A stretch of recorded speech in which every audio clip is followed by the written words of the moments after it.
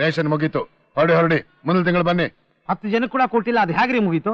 ಅದನ್ ಕೇಳಕ್ ನೀನ್ ಯಾವನು? ಸರ್ಕಾರ ಕೊಡೋ ಬಡವರ ರೇಷನ್ಗೆ ಬಾಯಿ ಬಿಟ್ಕೊಂಡು ಕಾದಿರೋ ಈ ದೇಶದ ಬಡ ಪ್ರಜೆ.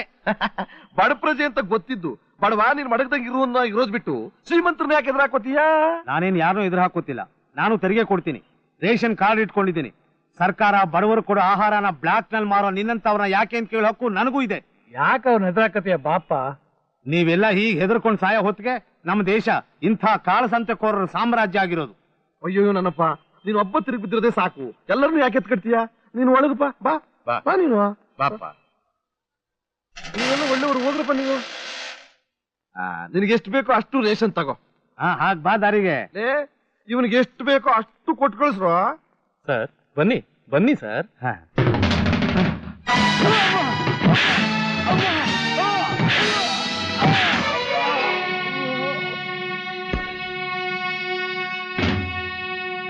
ಮಗನೇ, ಬ್ಲಾಕ್ ನಲ್ಲಿ ದವಸ ತಗೊಳ್ಳೋ ಯೋಗ್ಯತೆ ಇಲ್ಲದೆ ಇದ್ರೆ ವಿಷ ಕುಡಿದ್ ಸಾಯ್ರೋ.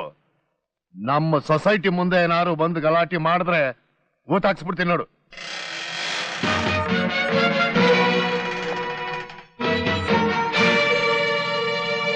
ಬಡವರ ಜೀವ ಅಂದ್ರೆ ಅದು ಎಷ್ಟು ಹಗುರವಾಗಿ ಮಾತಾಡ್ತೀಯೋ ಕುನ್ನಿ. ಸೊಸೈಟಿ ಮುಂದೆ ಗಲಾಟೆ ಮಾಡಿದ್ರೆ ಹೂತಾಕ್ಬಿಡ್ತೀಯ. ಈಗ ನಿನ್ ಸೊಸೈಟಿಲಿರೋ ಬ್ಲಾಕ್ ಮಾರ್ಕೆಟ್ ಸ್ಟಾಕ್ನೆಲ್ಲ ಪೂರ್ತಿಯಾಗಿ ಖಾಲಿ ಮಾಡ್ತೀನಿ. ಅದೇನ್ ಮಾಡ್ತೀಯೋ ನಾನು ನೋಡ್ತೀನಿ.